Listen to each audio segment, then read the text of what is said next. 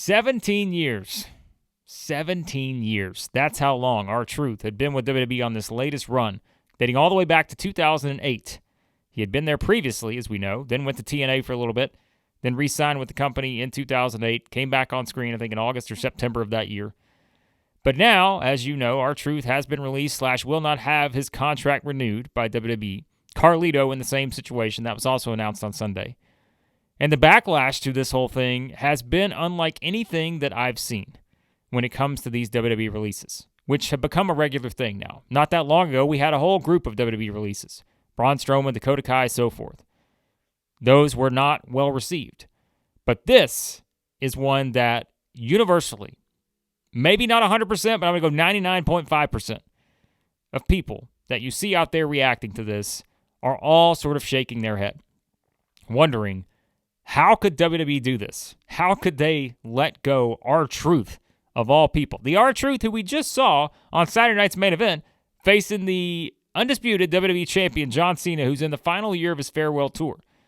A huge high-profile match, which I know some people look at, and as I talked about in the video I did on Sunday about how John Cena could maybe have a match with Logan Paul coming up soon. Would that be considered a wasted match for John Cena? And I know some people would say, well, maybe the R-Truth match was kind of one of those. But it was at least something that tied in the story of where they're going with John Cena and the character development and the story arc for bad guy John Cena to get back to good guy John Cena. But R-Truth, it's R-Truth we're talking about here, right? And that's the thing. Was R-Truth a main eventer? No. Was R-Truth someone who was going to headline every PLE moving forward? No. Was he even going to be someone that was winning championships regularly, anything like that? No. So what is the honest truth about why R-Truth was released by WWE? It's pretty clear at this point, isn't it? I mean, think about everything we talk about on this channel. We love talking about our storylines. We love making predictions, reacting to shows, just like a lot of people do. But we also know that WWE has changed a lot over the past little bit. Ever since Vince McMahon exited for obvious reasons, WWE has changed a lot since the TKO merger and everything that's happened in terms of the business strategy WWE has taken since that point, where you have them come in and, hey, it's all about how do we make money, right? They don't mind throwing logos all over the mats. They don't mind having a prime hydration station on the outside. They will sponsor anything and everything. And it's obvious, right? Look at the PLEs. Matches are sponsored now. There is obviously your usual sponsor for the entire PLE. But again, it's matches. There's different logos. There's branding everywhere. They are doing anything they can to make sure this company makes more and more money. And they have no issue telling us when they do, right? Think about all the Livegate records they've pushed over the past little bit about how they've made so much money, how many fans are paying them a ridiculous amount of money just to be there. But hey, when the product's hot, it makes sense. People will pay as much as they need to make sure they're there for the experience, because the live experience is different than just watching on Netflix or Peacock or wherever else. And so, yes, they are making more money than ever with these particular live events, whether it be Raw, SmackDown, PLEs, you name it. Think about the deal they have with Saudi Arabia. All these deals and site fees they're getting when they go to these towns for the PLEs.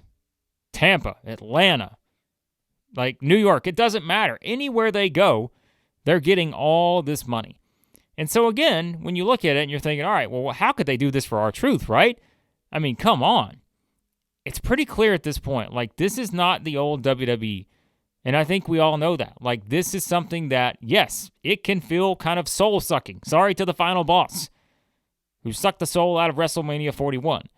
But that's kind of where we are right now, is that even a person like R-Truth, who, when you look at every comment that you see out there from the WWE locker room, for the people who would know, right? Whether you're talking about The Miz, Kevin Owens, John Cena put out something, I think, on his Instagram, Rhea Ripley, keep going for all these people who have had all these interactions, day-to-day interactions. Not me talking about R-Truth over the years or whatever, anyone else. People who are actually interacting with this guy every single day. R-Truth is the ultimate definition of the locker room leader, right? He's the veteran that you need to have. He's the guy that you could always sort of lean on based on everything you read, everything you hear. That R-Truth was the guy that could come through no matter what, right? Times are good, times are bad. In WWE, hey, at least Truth's still there.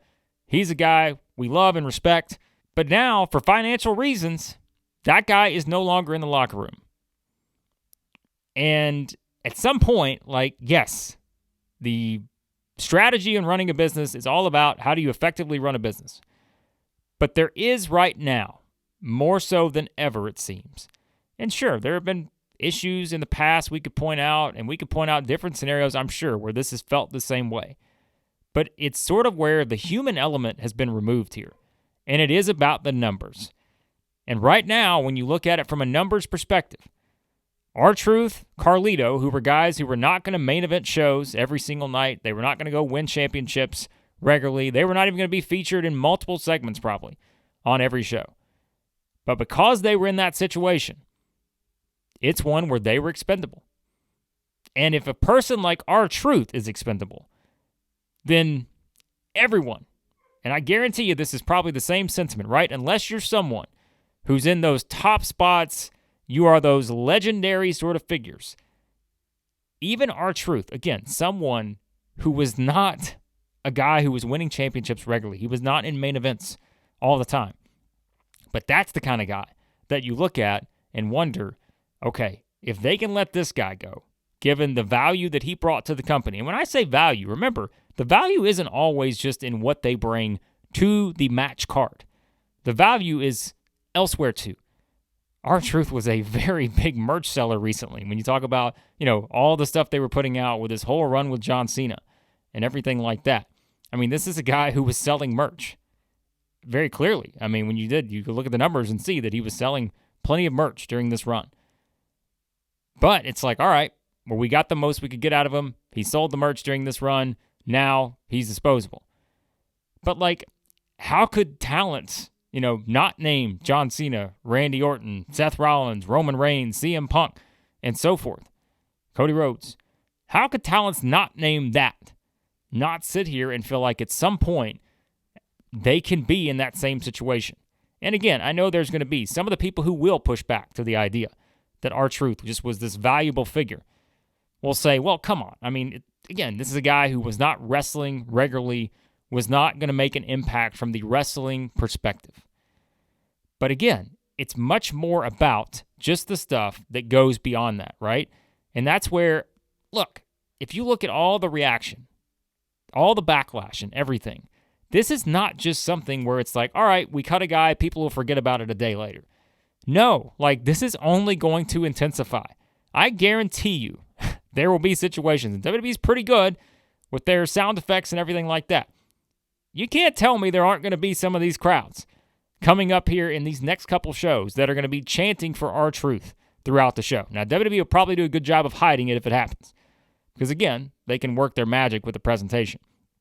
But this is something where, again, I don't think you can underestimate the impact this can have on the morale of an entire locker room, knowing the role that this guy played. Even if the honest truth is that it's just purely financial at this point, and the human element is being more and more removed from this whole thing. And like I said, this isn't unlike the way professional wrestling has worked in the past. There have always been strategic business decisions that have been made that have not been met with applause, right? You've had situations like this before where popular figures, whether they're the main eventer or the lower mid-card, whatever you want to put them in, have been in this situation and there's a backlash to the decision that was made by the company. But this is R-Truth. Again, it's a universally loved person who is in a situation where he's been there since 2008, 17 years. He has played his role as effectively as you can. And again, there is a role for that on WWE television. That's why he's been there so long. Not everything has to be the main event, serious, 1980s-esque blood feud, right? It's sports entertainment. Like it or not, there's going to be variety. And so R-Truth has played his role perhaps throughout history better than anybody in that kind of role. And so from that perspective, when you think about that, you think about the value he brought to the locker room. Again, even the merch stuff, like the guy has been selling merch, as I said, he brought a lot of value.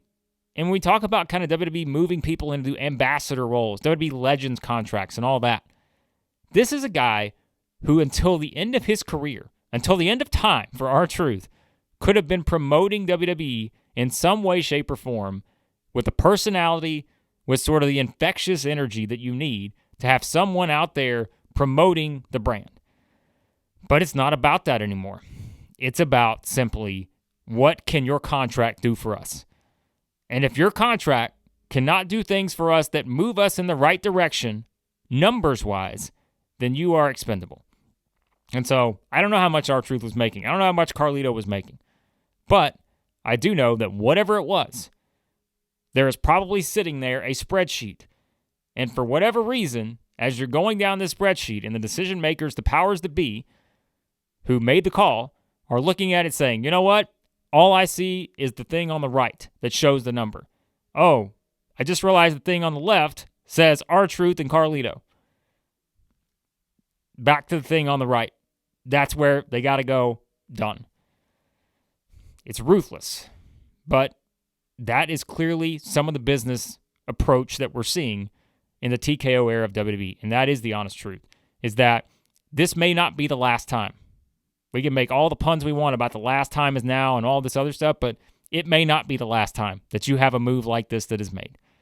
And it's unfortunate because, again, I do think, without going a little bit too far in the direction of maybe exaggerating or anything like that, I do think there's going to be some ramifications from this in terms of locker room morale, certain superstars who are not going to be afraid to speak their mind. Some will, because, again, it is this era, and clearly, like I said, if R-Truth is expendable, who's doing all the right things, if you do something wrong, then good luck, because then you become a little more expendable, right? And so, from that perspective, it is something with, again, all due respect to the final boss. The soul-sucking is certainly there right now, it feels like, in this era of WWE and TKO. And the question is, will it get to a point to where more and more people will simply be like, I don't know if I want to promote this. I don't know if I want to, continue to feel like that I am giving back to something where these are kind of the decisions that are made. It's not going to happen anytime soon. There's still going to be millions and millions of people around the world who are going to watch WWE, and it is a situation where it does kind of, your enthusiasm continues to go down a bit as you see situations like this that are made. This is the way corporations work. This is the way it works in the business world. I get all that. But at the same time, like, again, you think about sort of those things, and it's more than just numbers. But it doesn't seem that way right now in this era of WWE. And so R-Truth, a universally loved figure by wrestling fans, and I'm sure we'll have plenty of other opportunities out there as he moves forward. And would I be shocked? I will say this. Would I be shocked if WWE somehow brings him back based on the backlash? I would not be stunned. But I'd also say that I maybe would be a little more surprised than I would have been previously, because I just don't know that it matters to this particular regime. I don't know that it matters that much. And so with Truth's contract coming up, him not coming back, there are plenty of things to look at as to, could there be, like I said, some ramifications to this in terms of maybe WWE talent a little bit outspoken. Could you have some people speak up a little bit about, which, again, by the way, you can look on social media right now. So people aren't really holding back their thoughts. So it's not like that you're going to have a lot of people who are sitting there saying that, all right, I'm just going to be silent on this for fear of what this company may do. There are plenty of people that have no issue kind of sharing their thoughts right now. But it still is something where that is the unfortunate situation that we're in when it comes to the nature and the honest truth of the way WWE business is run right now. And that's where we're at. And you'll continue to see more partnerships, more logos all over the screen. There will be more opportunities to make more and more money, and they'll keep breaking records this year. How many more shows will they probably tout? How many records have been broken in terms of people paying us more and more money? But at the same time, there is a new wave of talent that's probably on cheaper contracts that are being brought up from the NXT level. There are older veterans like Truth and Carlito who maybe are on higher contracts, getting paid a little bit more. And so you phase one out to phase another in. And it just keeps going like the assembly line. That's just where we are, it seems like, in WWE. which is, again, not unlike the way it used to be, but this is a little bit different because it's R-Truth. And we're talking about a figure, as I said, point out all the statistical stuff and everything like that. The reaction is unlike any we've seen, and we'll see how that moves forward. What do you guys think about R-Truth's release? What do you think it says about the state of WWE in the TKO era? Drop your comments below. Let me know your unfiltered thoughts on what you actually think about R-Truth being released / not returning to WWE. Hit that subscribe button, hit the like button, check out the other videos here on the channel. Talked about Roman Reigns' return, John Cena's match maybe against Logan Paul, and a lot of other stuff here. Check it out right there on the screen. Appreciate you guys watching. Let me know your thoughts in the comments on R-Truth's WWE release.